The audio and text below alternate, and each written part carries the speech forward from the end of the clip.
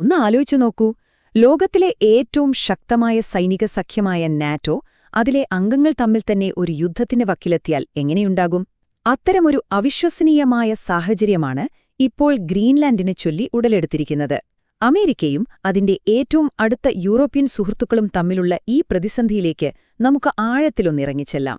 എങ്ങനെയാണ് കാര്യങ്ങൾ ഇത്രയും വഷളായത്?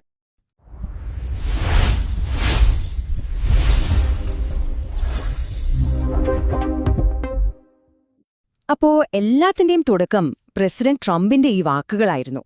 ഒറ്റ നോട്ടത്തിൽ ഇതൊരു സാധാരണ പ്രസ്താവനയായി തോന്നാമല്ലേ? പക്ഷേ ഇതൊരു ഭീഷണി മാത്രമായിരുന്നില്ല, വരാനിരിക്കുന്ന ഒരു വലിയ കൊടുങ്കാറ്റിന്റെ സൂചനയായിരുന്നു.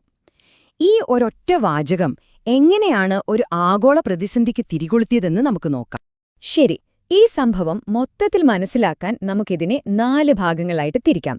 ആദ്യം, എന്താണ് അമേരിക്കയുടെ യഥാർത്ഥ ആവശ്യം? പിന്നെ എന്തിനാണ് അവരെ ആവശ്യം മുന്നോട്ട് വെക്കുന്നത്? മൂന്നാമതായി, ഇതിനോടുള്ള മറ്റുള്ളവരുടെ പ്രതികരണം എന്തായിരുന്നു? അവസാനം, ഇതെല്ലാം എങ്ങോട്ടാണ് കാര്യങ്ങളെ കൊണ്ടുചെന്നെത്തിക്കുന്നതെന്നും നോക്കാം. അപ്പോ നമ്മുടെ ആദ്യത്തെ ഭാഗം എന്തായിരുന്നു അമേരിക്കയുടെ ഈ പുതിയ നയത്തിന്റെ കാതൽ? വളരെ ലളിതമായിരുന്നു, പക്ഷേ അതേസമയം ഞെട്ടിക്കുന്നതും. ഗ്രീൻലാൻഡിനുമേൽ അമേരിക്കയ്ക്ക് പൂർണ്ണ നിയന്ത്രണം വേണം. അപ്പൊ ഇത് പെട്ടെന്നൊരു ദിവസം പൊട്ടിമുളച്ചതാണോ? ഒരിക്കലുമല്ല. ഇതിന്റെ തുടക്കം വെനസ്വേലയിലായിരുന്നു. ജനുവരി 4-ന് യു.എസ്. സേന വെനസ്വേലൻ പ്രസിഡന്റിനെ പിടികൂടുന്നു. കൃത്യം 2 ദിവസം കഴിഞ്ഞ് ജനുവരി 6-ന് ട്രംപ് ഗ്രീൻലാൻഡിനെക്കുറിച്ച് സംസാരിക്കുന്നു.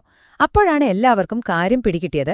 ഇതൊരു ഒറ്റപ്പെട്ട സംഭവമല്ല, അമേരിക്കയുടെ പുതിയ, കുറച്ചുകൂടി അഗ്രസീവായ വിദേശനയത്തിന്റെ ഭാഗമാണെന്ന്.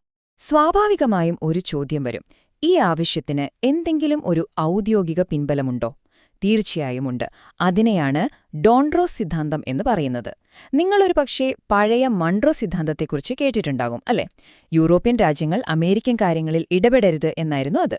എന്നാൽ ഇത് അതിന്റെ ഒരു പുതിയ, കൂടുതൽ പവർഫുള്ളായ വേർഷനാണ്. ആർട്ടിക് അടക്കമുള്ള പടിഞ്ഞാറൻ അർദ്ധഗോളത്തിൽ അമേരിക്കയുടെ ചോദ്യം ചെയ്യാനാവാത്ത ആധിപത്യമാണ് ഇതിന്റെ ലക്ഷ്യം. ഈ കാണുന്ന താരതമ്യം ഒന്ന് നോക്കൂ, സംഭവം ക്ലിയർ ആവും. അമേരിക്കയുടെ നിലപാടിൽ എത്ര വലിയ മാറ്റം വന്നുവെന്ന് കണ്ടോ? മുൻപ് പലതവണ അവർ ഗ്രീൻലാൻഡ് വാങ്ങാൻ ശ്രമിച്ചിട്ടുണ്ട്, പക്ഷേ അതെല്ലാം ഒരു കച്ചവടമായിരുന്നു. ഡെൻമാർക്ക് നോ പറഞ്ഞപ്പോൾ അവർ അത് വിട്ടു. പക്ഷെ ഇത്തവണ അങ്ങനെയല്ല. ഇത് ചർച്ചയല്ല, ഡിമാൻഡാണ്. വിലപേശലല്ല, ഭീഷണിയാണ്. ഇത് തന്നെയാണ് ഈ സാഹചര്യത്തെ ഇത്രയും അപകടകരമാക്കുന്നത്. ശരി, അപ്പൊ അടുത്ത ചോദ്യം, എന്തിനാണ് അമേരിക്കയ്ക്ക് ഗ്രീൻലൻഡ്? ഇത്ര വാശി പിടിക്കാൻ മാത്രം എന്താണ് ഇവിടെ ഉള്ളത്? വൈറ്റ് ഹൌസ് പറയുന്ന 3 പ്രധാന കാരണങ്ങൾ എന്തൊക്കെയാണെന്ന് നമുക്ക് നോക്കാം. അമേരിക്കയുടെ വാദങ്ങളെ നമുക്ക് പ്രധാനമായും 3ആയിട്ട് തിരിക്കാം. 1, സൈനികപരമായ മുൻതൂക്കം. 2, വളരെ പ്രധാനപ്പെട്ട ചില വിഭവങ്ങൾ. 3, ഭാവിയിലെ കച്ചവടപാതകളുടെ നിയന്ത്രണം. നമുക്ക് ഓരോന്നായിട്ട് നോക്കാം. ഒന്നാമത്തെ കാരണം പക്കാ സ്ട്രാറ്റജിക്കാണ്.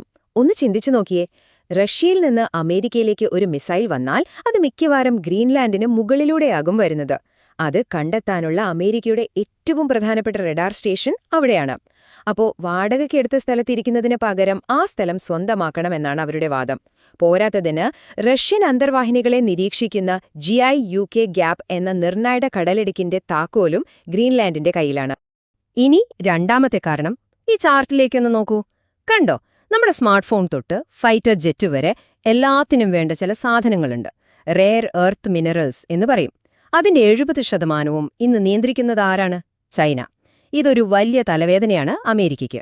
അപ്പോ ഗ്രീൻലാൻഡിലെ മണ്ണിനടിയിൽ ഈ ധാതുക്കളുടെ വലിയൊരു നിക്ഷേപമുണ്ടെന്നാണ് പറയപ്പെടുന്നത്. മൂന്നാമത്തെ കാരണം ഫ്യൂച്ചറിനെക്കുറിച്ചാണ്. നമുക്കെല്ലാവർക്കും അറിയാം, ആർട്ടിക് മഞ്ഞുരുകിക്കൊണ്ടിരിക്കുകയാണല്ലേ. അപ്പൊ എന്ത് സംഭവിക്കും? പുതിയ ഷിപ്പിംഗ് റൂട്ടുകൾ തുറക്കും.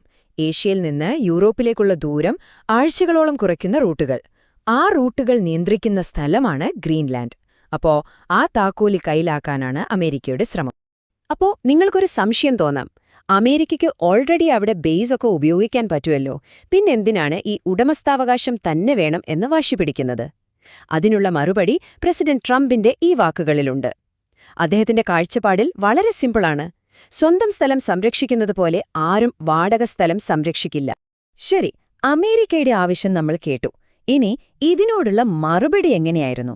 പ്രത്യേകിച്ച് ഗ്രീൻലാൻഡും ഡെൻമാർക്കും എങ്ങനെ പ്രതികരിച്ചുവെന്ന് നോക്കാം. ഒറ്റവാക്കിൽ പറഞ്ഞാൽ അതിശക്തമായ എതിർപ്പ്. ഇവിടെ നമ്മൾ ഓർക്കേണ്ട ഒരു കാര്യമുണ്ട്. ഇത് വെറും ഭൂമിയുടെ കാര്യമല്ല. അവിടെ ജീവിക്കുന്ന ഒരു ജനതയുണ്ട്, 57,000-ഓളം ആളുകൾ. അവരുടെ വാക്കുകൾ കേൾക്കൂ. ഞങ്ങളൊരു ജനതയാണ്, ഒരു ഉൽപ്പന്നമല്ല. ഇത് അവരുടെ ആത്മാഭിമാനത്തിന്റെ പ്രശ്നമാണ്. വെറും സംസാരത്തിൽ മാത്രം ഒതുങ്ങിയില്ല കാര്യങ്ങൾ. ഡെൻമാർക്കിന്റെ തലസ്ഥാനത്ത് കോപ്പൻഹേഗനിൽ 20,000-ത്തിലധികം ആൾക്കാരാണ് തെരുവിലിറങ്ങിയത്. ആലോചിച്ചു നോക്കൂ, അമേരിക്കയുടെ ആവശ്യത്തിനെതിരെ അവിടുത്തെ ജനങ്ങൾ എത്രമാത്രം ദേഷ്യത്തിലാണെന്ന് ഇതിൽ നിന്ന് വ്യക്തമാണല്ലോ. അപ്പോ സാധാരണ ജനങ്ങൾ മാത്രമല്ല, ഗവൺമെന്റുകളും വളരെ ശക്തമായിട്ട് തന്നെ പ്രതികരിച്ചു. ഡെൻമാർക്ക് നേരെ പറഞ്ഞു, ഇത് നാറ്റോയുടെ അവസാനമായിരിക്കുമെന്ന്. ഫ്രാൻസും ജർമ്മനിയും അടക്കമുള്ള യൂറോപ്പിലെ വൻ ശക്തികളെല്ലാം ഒറ്റക്കെട്ടായി ഗ്രീൻലാൻഡിന്റെ കൂടെ നിന്നു. ഇതിന് അമേരിക്കയുടെ മറുപടി എന്തായിരുന്നു എന്നറിയാമോ? ഒരു തിരിച്ചടി. എതിർത്ത എല്ലാ യൂറോപ്യൻ സഖ്യകക്ഷികളുടെയും സാധനങ്ങൾക്ക് 10% അധിക നികുതി ഏർപ്പെടുത്തി. അപ്പോ കാര്യങ്ങൾ ഇത്രയും വഷളായി. ഇനി നമ്മൾ സംസാരിക്കാൻ പോകുന്നത് ഇതിന്റെ ഏറ്റവും സീരിയസ് ആയ വശത്തെക്കുറിച്ചാണ്. എന്താണിതിന്റെ എല്ലാം പ്രത്യാഘാതം? ഒരു സഖ്യത്തിനുള്ളിൽ ഇങ്ങനൊരു വിള്ളൽ വന്നാൽ എന്താണ് സംഭവിക്കാൻ പോകുന്നത്? ഈയൊരു പ്രശ്നം കാരണം നാറ്റോയുടെ ചരിത്രത്തില് ആദ്യമായി ഒരു ചോദ്യം ഉയർന്നു വരികയാണ്. ഒരു നാറ്റോ രാജ്യത്തിന് മറ്റൊരു നാറ്റോ രാജ്യത്തെ ആക്രമിക്കാൻ പറ്റുമോ? ഒന്നാലോചിച്ചു നോക്കിയേ, ആ ചോദ്യം തന്നെ എത്ര ഭീകരമാണ്. ഒരു സഖ്യത്തിന്റെ അടിസ്ഥാനത്തെ തന്നെയാണ് അത് ചോദ്യം ചെയ്യുന്നത്.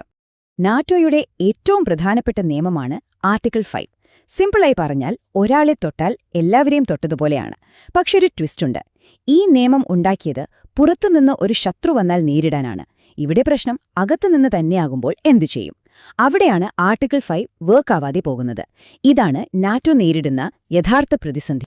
ഈ ചാർക്ക് യൂറോപ്പിന്റെ അവസ്ഥ കൃത്യമായി കാണിച്ചു തരും. അവർക്ക് ഡെൻമാർക്കിന്റെ കൂടെ നിൽക്കണമെന്നുണ്ട്.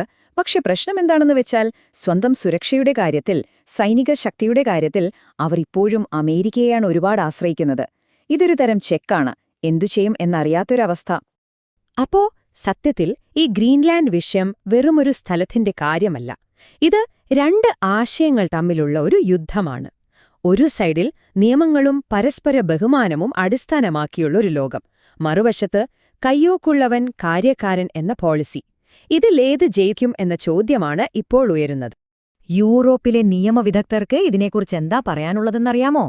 ഈ ഒരൊറ്റ വാചകം കേട്ടാൽ മതി. അവർ പറയുന്നത് ഇതൊരു ഗുണ്ടായിസമല്ലാതെ വേറെന്താണ് എന്നാണ്. നിയമത്തിന്റെയോ നയതന്ത്രത്തിന്റെയോ മര്യാദകളൊന്നും അവരിതിൽ കാണുന്നില്ല. അപ്പോ നമ്മൾ അവസാനിപ്പിക്കുന്നത് ഈ ഒരൊറ്റ ചോദ്യത്തിലാണ്. നമ്മൾ ഇത്രയും കാലം വിശ്വസിച്ച അന്താരാഷ്ട്ര നിയമങ്ങൾക്ക് ഇനി വല്ല വിലയുണ്ടോ? അതോ ഇനിയെല്ലാം ശക്തിയുടെ കളിയാണോ? ഈ ചോദ്യത്തിനുള്ള ഉത്തരം ഒരുപക്ഷേ ഈ ഗ്രീൻലൻഡ് പ്രതിസന്ധി എങ്ങനെ അവസാനിക്കുന്നു എന്നതിനെ ആശ്രയിച്ചിരിക്കും. വിഷയത്തെക്കുറിച്ചുള്ള കൂടുതൽ വിവരങ്ങൾക്കും ഗ്രീൻലാൻഡിന്റെ ചരിത്രവും അതിന്റെ തന്ത്രപരമായ പ്രാധാന്യവും അറിയുന്നതിനും താഴെയുള്ള വീഡിയോ കാണുക.